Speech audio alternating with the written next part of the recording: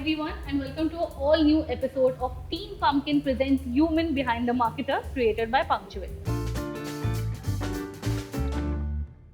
Now, I have a lot of things to say about our guest today, but I am just too excited to get the conversation started. So, let's invite on screen the co creator of the Pumpkin Empire, the spotter of good ideas, including this show, and a very dear friend of mine, Swati Nathani. I'm very glad that we connected professionally because now Yes, we'll be good there's friends. so many sparks. Yeah, it was love at first sight.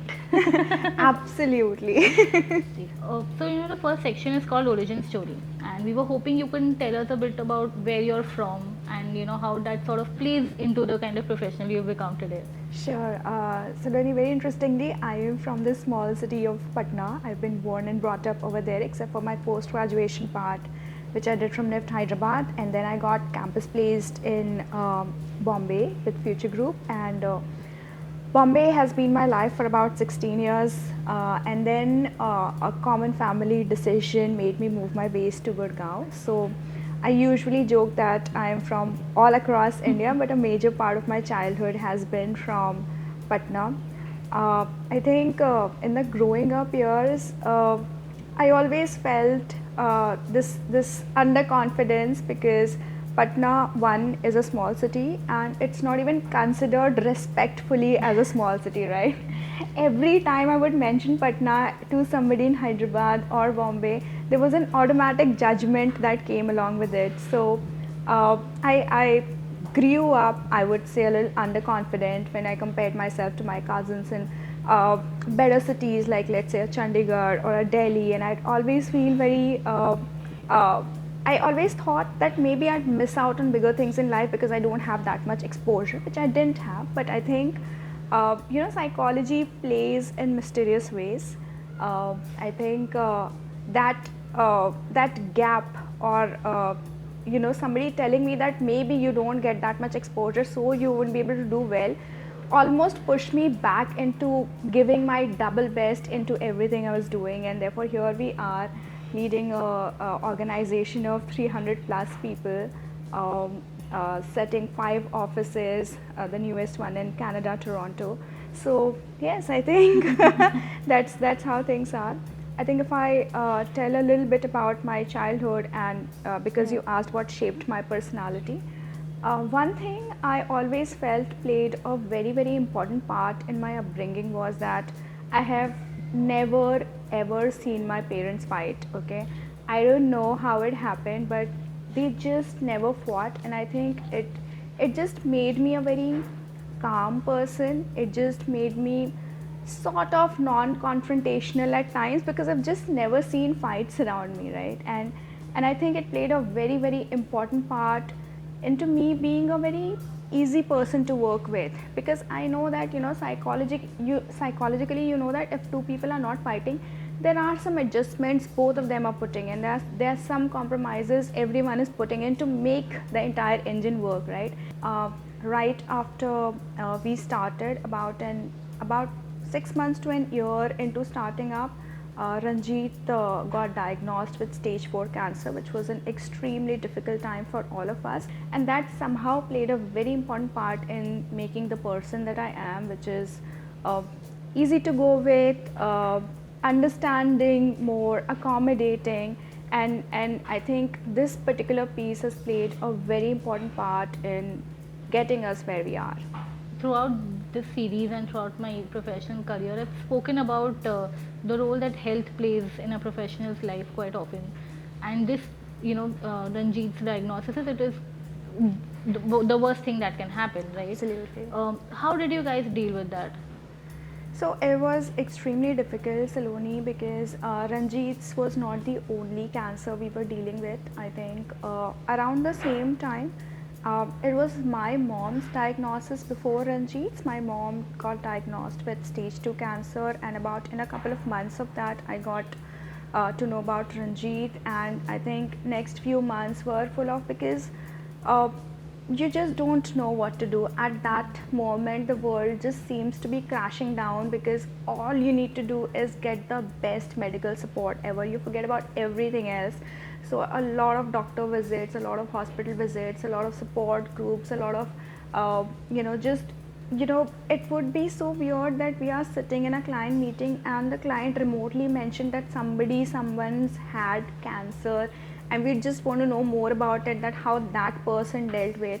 A lot of advice came. There are these scams where you say that you call this number and they give you cancer medicine free, or cancer gets treated in 10 days, 15 days, and we genuinely want to try all of that because we thought, whatever it takes to get out of the situation, you must. So it was a difficult time, but and shortly after that, my father got diagnosed with cancer, and those 3-4 years were really really difficult. But fingers crossed, and extremely gratefully, I think all three of them came out of cancer as winners and survivors, and I have a lot to thank the universe for. So, and like you said, the patients and the people, the survivors or whoever's dealing with it, they deserve and they need all the attention and care in the world. Like completely 120% aligned to that. But from what I understand, it also put you constantly in a place of a caregiver, and I've been through it with certain family members, not for cancer but for other things, and I know from experience how hard that can be. Going to office early in the morning and then leaving early, hoping that your employers are kind enough to accommodate that, which touch wood in my case they were, right? So, but I know the kind of toll that can take on the mental and physical health. So how did you manage at that point, especially with work? So at that time I was in job, and we were just starting up with Team Pumpkin. So it was just a time where a lot of changes were happening, and I totally believe that while there's a caregivers program or this caregivers attention that goes to the patient, there needs to be caregiving for caregivers as well, because what they are going through, nobody is noticing at that point in time, right? We are supposed to deal with our regular life just very regularly. You're supposed to show up for work, and I know that employers can be extremely accommodating, but how long will they accommodate you, right? I mean, the cancer is a journey of at least 6 months or an year, so they can't accommodate for you, who you are a caregiver, so much. So you are supposed to get on with your regular life. You are supposed to take care of all the logistics that goes into medical attention, going to various doctors, ensuring all the radiation, chemotherapies, so forth, uh, and that and I think on top of that, what I felt was the most difficult part was uh, actually putting up a very brave face, because at that time you can't tell the patients that you are the one who's losing hope, or you're the one who's battling a lot, because you can see them battle and you're supposed to be the one to cheer them up always, keep them positive. And there have been times I have cried behind closed doors. There have been times, there was a time when after Ranjit's transfusion, he had a bone marrow transfusion as a part of his treatment, his cancer relapsed. I think for many, many nights after that, I slept weeping. Like there was no other way to sleep. I just wept and slept. So I think it was very, very difficult time, but I don't have an answer to how did I cope up with that, because at that point in time, it seemed like I don't have an option. I mean, what else do? You have to get through with it. You can't break down. You can't do anything at all. So physically, I won't say I had to take care of a lot, because at that age, physical health did not need as much attention. But mentally, I mean, the only thing I had to tell myself, and I had a lot of people around me telling me that you have to be strong, you have to be mentally very strong, and I didn't have a choice. I had to do that. I'm happy. I think all of us, I mean, I know a lot of people are not as lucky as I am, but I was lucky, and I'm happy that phase passed, and that phase passed much more positively than what I would have thought. But but I think the society needs to talk far more about caregivers than what we already do. Like we talk about how Ranjit is a winner, but we never talk about what his family had to go through in this entire journey. I think they were such a great support system for him. Same for me, I think, when my mom got diagnosed or when my dad got diagnosed, the entire family came together. Some people quit their jobs and came over to help us. So we just two sisters, so a lot of people thought that they needed to help us. Some people lent us their cars, some people lent us their medical advice. So, everyone came together, and to me, all of them are just as big heroes as survivors are. So, yes.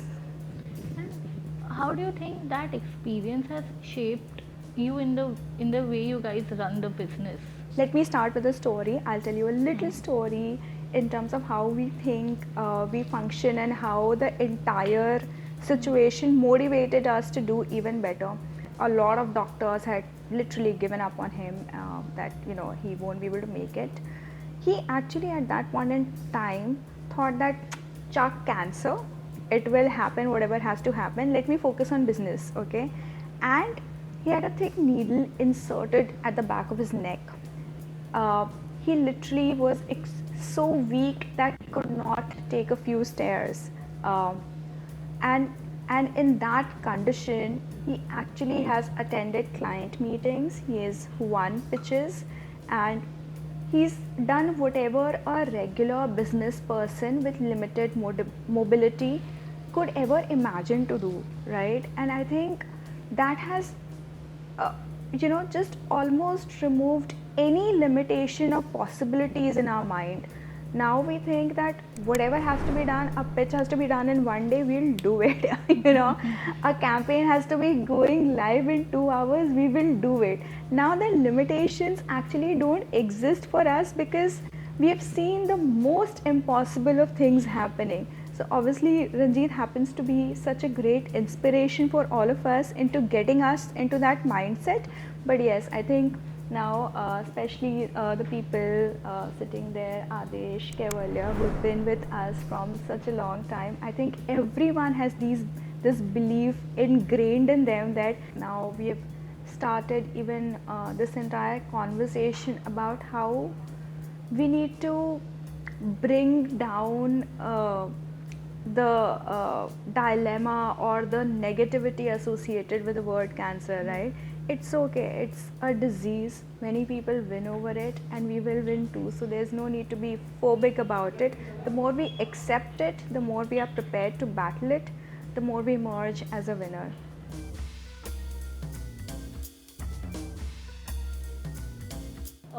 You are a mother to a toddler. Yes. And I know a lot has been spoken about working mothers, but how has your experience been? Are there any things that you feel need to be spoken about more? One, being a mother today it comes with so much more pressure than it used to possibly a couple of decades back, because there's just so much of information available on everything, and there are communities, there are WhatsApp groups, there are brands wanting to catch you and talk to you and educate you on how to bring up your child, and so many things. There's so much of clutter, and on top of it there is a lot of traditional advice that comes from your family, and every time you try to do something modern, pop somebody will say that अरे but तुम लोग भी तो बड़े हुए हो, there's nothing big deal in that. So you don't know if you want to follow your doctor's advice or actually your mom's advice, because she's brought you up absolutely fine. And on top of that, the work pressures, and especially for women, there's this entire pressure of showing that no, having a baby hasn't changed you as a professional, okay? The people around you will not have to compromise. So sometimes you actually give yourself a little more extra because you want to prove a point that people around you should not feel that, oh, now she has a baby, now let's give her lighter work. You don't want that pity coming to you at your workplace, right? And therefore managing all of this together and along with your regular household, I must say, is extremely complicated and difficult. My advice to anyone and everyone out there would be that ask for help, okay? I have planned everything, who will come and help at what time. Sometimes I'm extremely shameless asking for help from my sister, from my husband, a lot of times from my mom, from my husband's mom, from my husband's family, from my husband's niece. Anytime I catch hold of anyone, I ask for help because I understand that the kind of bandwidth that is needed, it's not a joke, it takes a village to raise a baby. It actually does, you know, there's so many factors. You have to keep the baby engaged, you have to take care of their nutrition, their health, their growing up, their milestones, their uh, even the toys that you buy for babies these days, you have to put a lot of mind into it, that they need to be educational, they need to make the baby mobile. There are things like fine motor skills or gross motor skills and so many concepts. It's crazy, right? So I think the best way to deal with it is actually knowing that it's okay to ask for help. It's okay to ignore certain parts of it, absolutely, and it's okay. Your baby will just grow up to be fine. Okay, there is no pressure in that. I know it's easier said than done, but I think over the last 1.5 years, which is how old my baby is, I've come to realize that the more I let this guilt eat me up, that I'm not doing this, I'm not doing that, I'm not giving time, I'm not following the nutrition schedule of my baby and so many hundred things, the worse it is for my baby, because then I always meet my baby with an agenda. Okay, I just need to let things be, let few things gone. I need to define which are non-negotiables and which are the things which I can take lightly, and then I need to work towards that, because otherwise it's a whole new CEO level job. I am not kidding, it is. And you have to treat it like that. You have to work with the team. One CEO alone cannot take care of the entire organization. And just like that, a single person mother, even though she has people around, she cannot take the entire responsibility herself. What do you think as an industry we are being a fair and we are being supportive of working mothers? Moms are still treated as an exception. Okay, I mean, right before this, you and I, Saloni, heard this quote, which was that women are supposed to raise a baby like they don't have jobs and work at their jobs like they don't have a baby. And it's so unfair for people to expect this from women. So societally, we have a huge road to cover, not only in terms of uh, expectation definition from a woman, which is definitely needed, but also infrastructure. I think we hardly have any infrastructure at all to support working moms, because if my parents or my husband's parents were not living around us, I don't know how will I go to office. There's no concept of creches around. There's hardly any creches that we see around. If there are play schools and creches, we don't trust them enough to handle the baby as carefully as possibly I would. There are no support system that once the woman is back from home, back from work, she can relax, and her next duty doesn't start of that being a mother or of that being a household caretaker. So I think we have a long way to go when it comes to dealing with working mothers. Very incidentally, I'm a late mother. I think, and for a very long time, I I had employees or team members who were mothers, but even being a woman, I would never understand what they're going through, what would be the smaller things they would need in life. Uh, I had put up a LinkedIn post also about it, that my advice would be so transactional. I would say, put a camera in your home. Okay, every single mother knows that they can put a camera in their homes to feel secure, but now as a mother, I know that I have 10 cameras in my home, but I don't still feel secure enough because I'm busy doing things, and what happens to the baby in front of the camera, I don't know. So I cannot relax as a person, and therefore I think we need to stop being as transactional when you give advice to working mothers. I don't think they need advice really. I think They need a lot of comforting them. They need a lot of not being judgmental towards how they are raising their baby, because it's their decision, it's their baby, and they know the best, and I think that's how we really need to evolve as a society, because uh, mindset, infrastructure, support system, we have leaps to cover in each and every area. And to follow up like about judgment and expectations, do you think women these days have enough say in the choice of motherhood, or that motherhood being a choice is even a concept that is spoken about? No, I think, thank you, Saloni, for bringing this up. I think this happens to be a topic I always wanted to be spoken about, and I think it needs to be spoken about far more than it usually does. Uh, I think for a very long time, I think I was married for about 15 years before we eventually had a baby. And I think when I entered the 5th year of my marriage, uh, up till the time we had our baby, I felt so judged. I felt like everyone who is talking to me is at the back of their minds thinking that why she doesn't have a baby yet. And it put so much of pressure on me that, when I was in job, I thought I should not change job, but never know, I might have a baby and then the new place will not accept me, right? Maybe I took a decision for jumping into business because I thought maybe I'll have a baby and then I'll need flexibility of working, and so the business will give me that. But I spent years and years, and after that the baby happened. But then in the interim, I took such bad career decisions only because I anticipated this to happen, which didn't even happen, right? So I think uh, the point that I'm wanting to bring out is, one, I think there's an extreme level of undue pressure on women to have a baby. It needs to be a choice, not a mandate. There are 100 people around you telling you that, it's such a beautiful feeling, you'll feel complete as a woman, and all of that.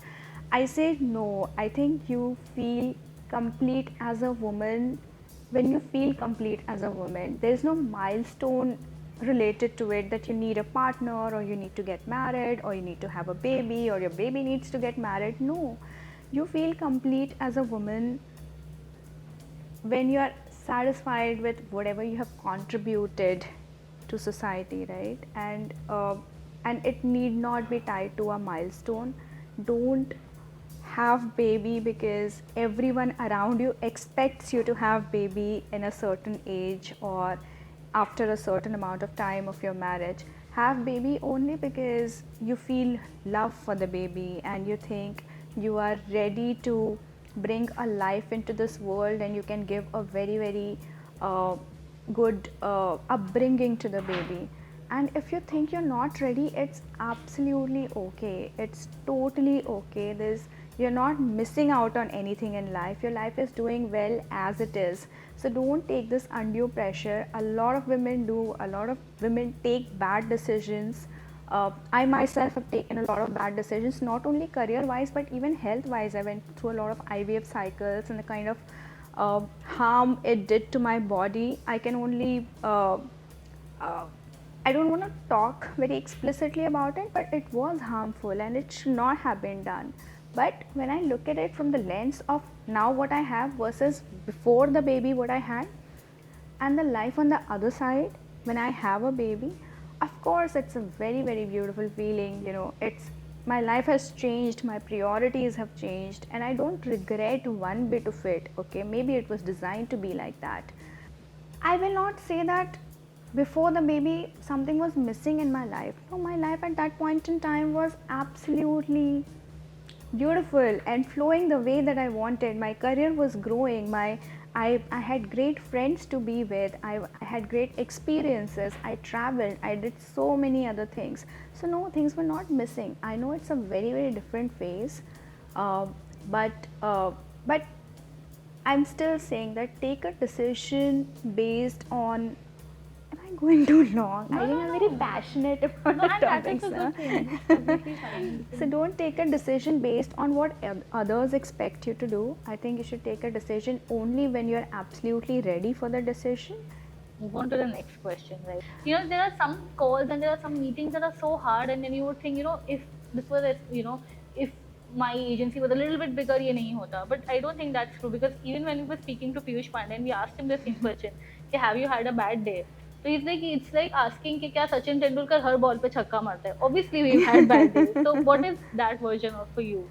So Adesh is sitting here. He knows the answer. We were common in that meeting. I've written a LinkedIn post also about it. But there was this pitch. I'll not name the brand, but it was a media brand, and the monies were not great. We know that the brand would not pay a lot, but if we had that name in our client roster, and when we were smaller, this client list used to be a very important thing for us, right? We needed to have a list where other people would see and look like, okay, this agency works with this brand, so it must be a good decent sized agency only. So we desperately wanted to have that brand, and we really prepared hard for that meeting. Okay, I think all of us poured in a lot of clutter breaking ideas into the deck and everything. We worked hard towards it. It was in Delhi, and that time I was based in Bombay, and Ranjit was coming from Bangalore. It was an important pitch, so both the co-founders usually go, and Adesh accompanied, and some people from Delhi team joined the meeting, and we sat, and agency people are a little casual about it, right? I mean, with the way we are dressing, or we don't greet good morning, we say hi, hello, and all of that. But when we entered the room, we saw everything was extremely formal. Okay, everyone's like really uptight, and we were being told that this person would come, and we have to stick to time, and they were being extremely particular about this person who would just be coming to preside the meeting. And we were listening to everything, and now we were starting to get nervous कि पता नहीं कौन आ रहा है and all of that. So this person comes, sits, we start the presentation, we are at second or third slide when this person says move to next slide, and then he says next. In 5 minutes we are at the end of the presentation. He said that's it. He gets up, he leaves. Okay, such an important pitch. We took days and weeks and fortnights to prepare it. This person doesn't even listen to us. He just gets up and leaves. I cried that day. It was I think it is the worst thing that can happen to anyone in agency life. So, yeah, I think it was followed by a long spell of guilt that, you could have done this, we could have done that. The client POC was explaining us that, oh, it's okay, you got the brief right, okay, the ideas didn't work out or whatever, but it doesn't matter then. You're just already very heartbroken. But I think now what happens is that whenever there's a pitch, we benchmark it and we say, "Isse bura kya hi hoga?" So we have seen the worst. So whatever it'll be better than that also. But thankfully, that was the only really bad pitch we ever had. All others have been quite decent. So. So this brings me to my next question. What do what kind of a role do you think women friendships and that close knit circle plays, in a person's life? So Saloni, I have a very different take on this question, right? So in my growing up years, I went to a women's college, and there was a group of 8 friends we were, and just like kids would do, we always said that we'd always keep in touch and all of that. But then you move to the next part of your education, and you forget about all of them. And then in the process, what also happens is that you're usually dating somebody, and that part becomes a major part of your personal life. And then eventually you get married, and then you're so invested in your new family. Some people eventually have kids very soon, and so forth. And in this entire time, women friendships hardly play any role, because they're just existing. You say hi, hello. If somebody's visiting your city, you just spend some time with them. But as you grow up, I think these friendships become so important because uh, I don't know, I may be judged for saying this, but I don't think a lot of men actually know what women are going through. And every woman is going through a lot. There is so much happening at the back of our heads, right from ये गमला कहाँ लगाना है to you know, I have not paid the bill of my phone to what will my baby eat, should I change a blanket, and obviously there are hundreds of more of these when it comes to your work life, and if you have a baby it's even more complicated. There's so many things every woman is dealing with, and a lot of us, I realized, have very common pain points, right? And that's how we connected, right? We just picked up a topic and we just kept on talking so much about it because that was so relatable. So now when I look back at my friendship with these 8 friends, 7 plus I, we still have a WhatsApp group, we still really relate to each other, and I value this friendship far more now than I ever have. That time it just felt like some friends, but now it's like whenever I'm stuck with something, whenever I'm not able, like I called one of the friends from that group the other day, and I just said that, you know what, I just don't think I'm doing enough for my baby, I'm just almost ignoring him. And she was like, no, chill, happens, I also felt. And you know, the kind of ease you get when you're talking to somebody who's been through what you're talking, who understands what you're going through, it just makes it very different. So one part of the answer is the tribe that you eventually created, or you created when you were growing up, and the other part is how your relation shapes up with any or every woman you meet along the journey, right?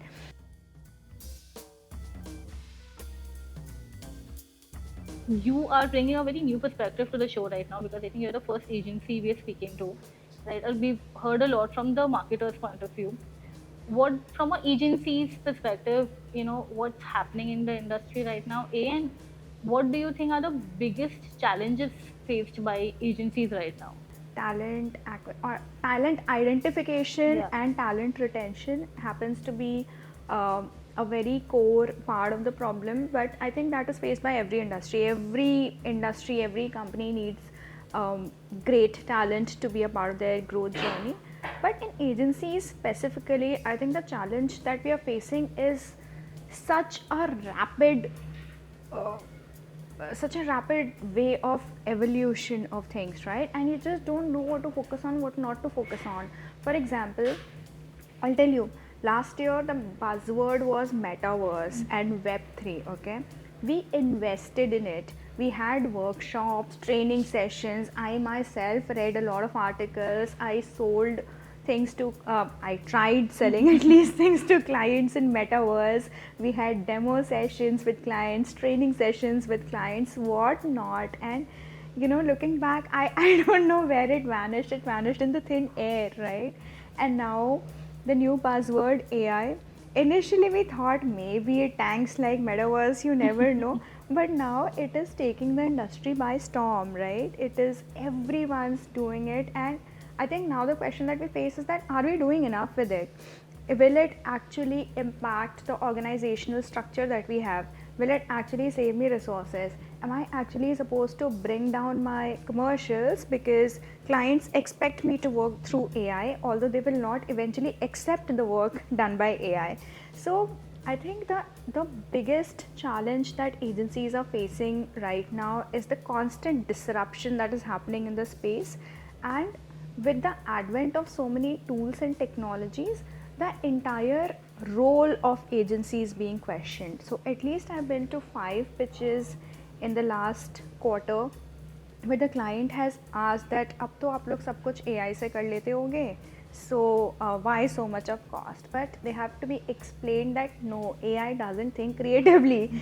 AI will not give you great copies, AI will not give you reach, AI will give you basic stuff, and they have to be demonstrated for it. And I'm not saying that AI has not done anything at all. We are now using AI for photo shoot generations and script generations and whatnot, but obviously the human intervention and the human expertise and experience will come into play.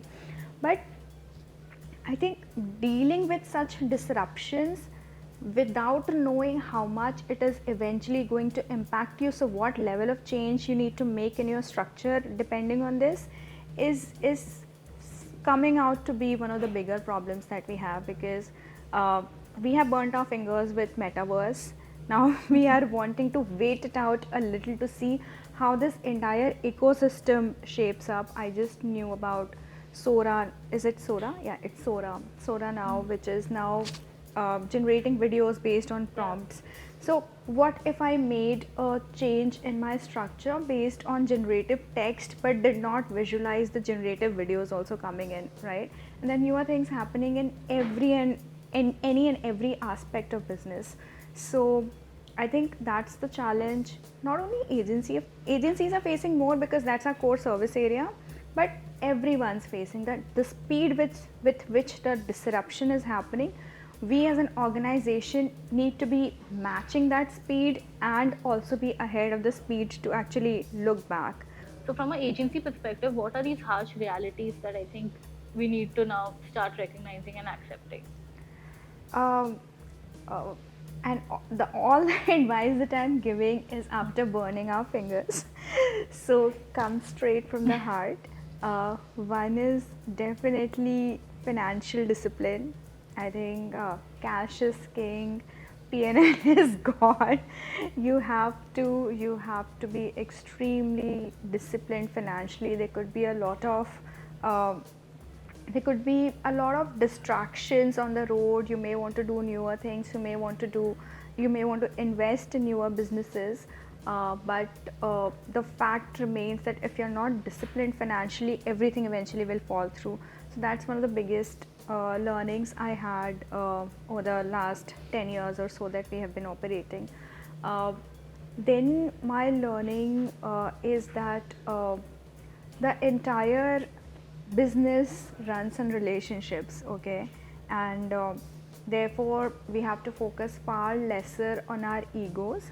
And I know there are egos involved because sometimes that there are ideas that we really feel strong about, but the client doesn't accept it and they want you to work on something very different. Sometimes, you know, it's just about how you think you should have been treated, but you were not.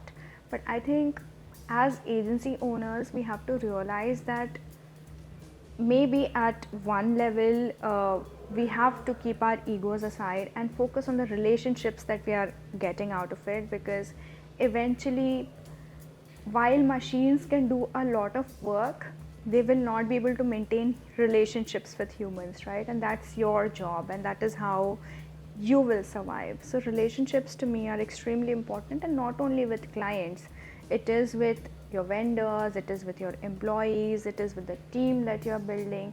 Everyone around you needs to feel and understand you as a person, and you need to understand them as a person to thrive really.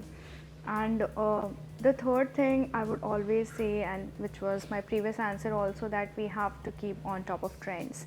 It'll take no time for any of us to be irrelevant if we are just, you know, being in our comfort zone because this has worked in the past. It is absolutely not necessary, it will work in the future also.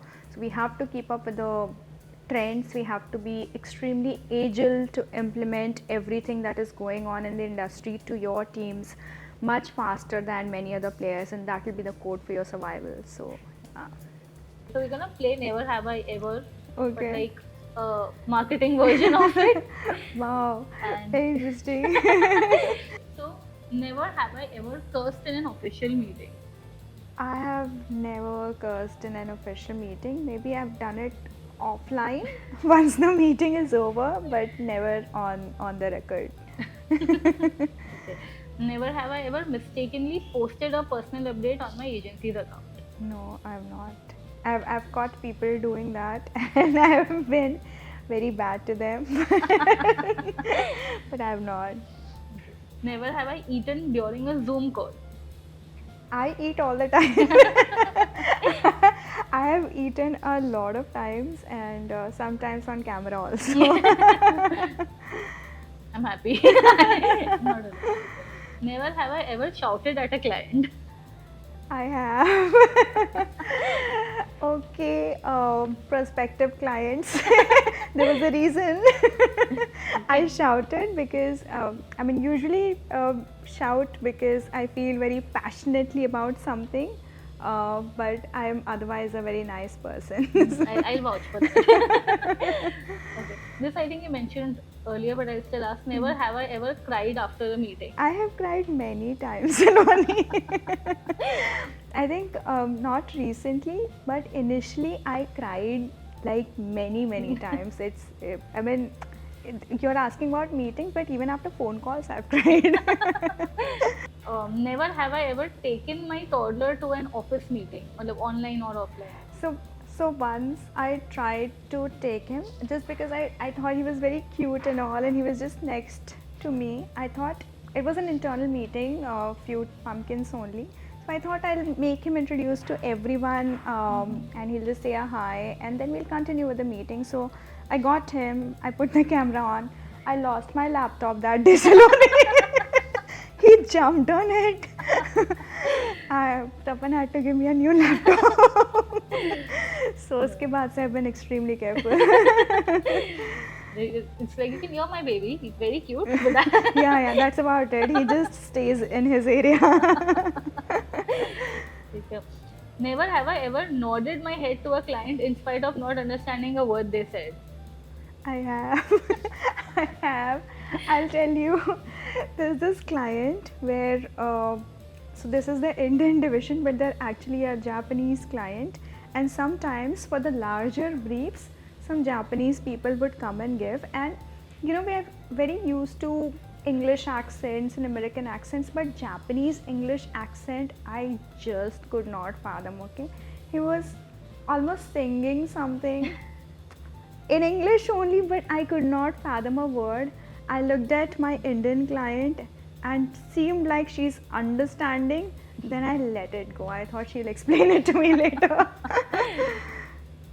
And last, never have I ever made an embarrassing typo in an official communication. So I make a lot of typos because I like to do things fast and therefore type fast, but I don't recall any typos unless people would know typos and they could call out, उस time आपने ऐसा लिखा था. So no, I don't think I've made any typos as such. Thank you so much, Swati, for being a part of the show, and not just for being a guest, but also for being a active, part of the entire process. For every time I called you, कि कैसा लग रहा है? How do you think the flow is? How do you think the logo is? Thank you, for being there, and thank you for being very supportive throughout all of it. Most welcome, Saloni. It has all been my pleasure. I think, and it was beautiful being a part of your episode today. Thank you so much. Thank you so much.